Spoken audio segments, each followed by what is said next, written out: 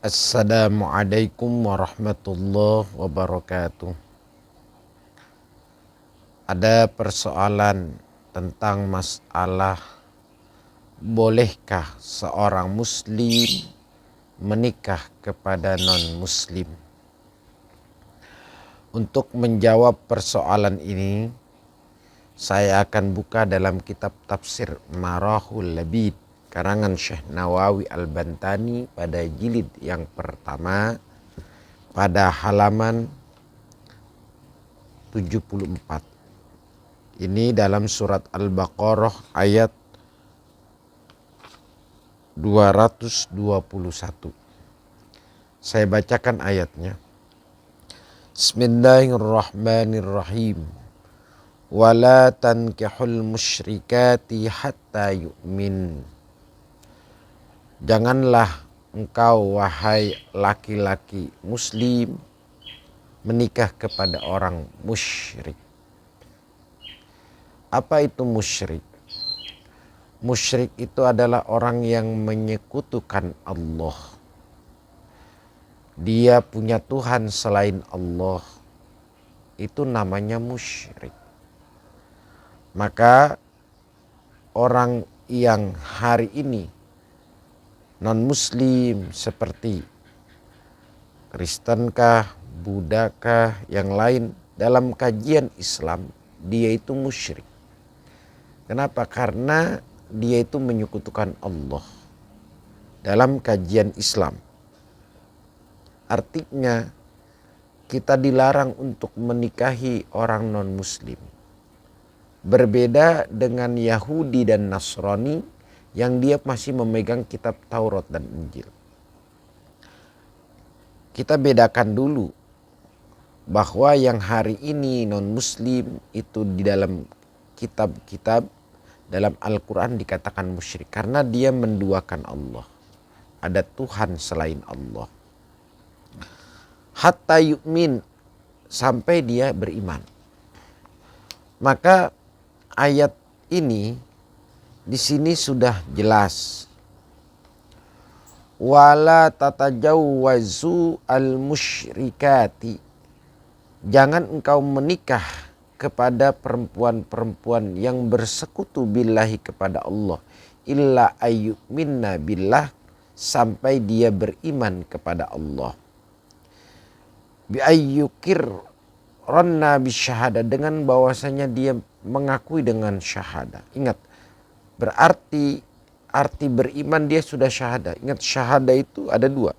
Ada syahada uluhiyah, ada syahada nabawiyah.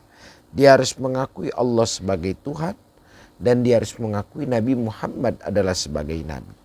Berarti dia harus mengucapkan asyhadu an la ilaha illallah wa asyhadu anna Muhammadar Rasulullah. Kemudian ayat ini dikatakan hadza maksurun ala ghairil kitabiyah. Ayat ini dibatasi kepada selain kitabiyah. Artinya kalau kitabiyah itu adalah Yahudi, Nasrani yang memegang kitab Taurat dan Injil. Tapi ingat, maksud Taurat dan Injil di sini adalah yang langsung turun kepada Allah, yang langsung diturunkan oleh Allah. Artinya kitab samawi yang tidak ada investasi dari manusia, itu yang disebut Taurat dan Injil. Kalau Taurat yang sekarang dan Injil sekarang, karena ini adalah yang dari investasi manusia. Artinya dia bukan kitab Taurat seaslinya. Karena dasarnya Quran itu menyempurnakan bagi kitab-kitab yang sebelumnya. Bukan, Quran itu tidak ada kontradiksi bagi kitab-kitab yang sebelumnya. Jadi dari ayat ini jelas bahwa ketika ini ayat turun, ini sudah digambarkan oleh Rasulullah SAW dan digambarkan oleh Allah lewat firman-Nya bahwa dilarang kita menikahi kepada perempuan-perempuan non-muslim. Itu, perempuan-perempuan non-muslim. Jadi sekali lagi, yang hari ini fenomenanya sering ada perdebatan, boleh menikah beda agama. Ingat, sudah ada ayat lakum dinukum waliyadin. Itu lakum di nukum waliyadin. Untukmu agamamu dan untukku agamaku. Kenapa alasannya dalam kitab tafsir ini dikatakan kita dilarang untuk menikahi wabil khusus? Orang-orang muslim baik perempuan atau laki-laki dilarang untuk menikahi non muslim. Baik dia Kristen, Buddha, Katolik dan sebagainya. Karena alasannya warubbama yuaddi dzalika ila intiqalid din bisababi muwafaqatil mahbub. Alasannya karena itu bisa mengindikasikan kepada pindahnya agama dengan sebab ternyata sesuainya percintaan. Karena dengan percintaan nanti orang akan pindah agamanya. Berapa banyak artis dengan sebab percintaan akhirnya dengan sebab cinta akhirnya pindah agama. Maka inilah yang menjadikan dasar bahwa menikahi non muslim itu dilarang oleh Allah Subhanahu wa taala. Maka jangan pernah ada satu dosen pun, ada satu penafsiran pun, ada satu ulama pun yang ternyata membolehkan untuk menikahi berbeda agama, kecuali agama-agama yang masih memegang kitab Injil dan Taurat yang asli, yang turunnya dari Allah Subhanahu wa taala, disebutlah kitab samawi, bukan kitab bukan kitab bumi. Apalagi kitab-kitab yang ada investasi manusia. Karena pada dasarnya kitab suci itu tidak ada tangan manusia, tidak ada investasi manusia. Seperti Quran. Quran bukan karangan Nabi Muhammad. Quran bukan tulisan Nabi Muhammad.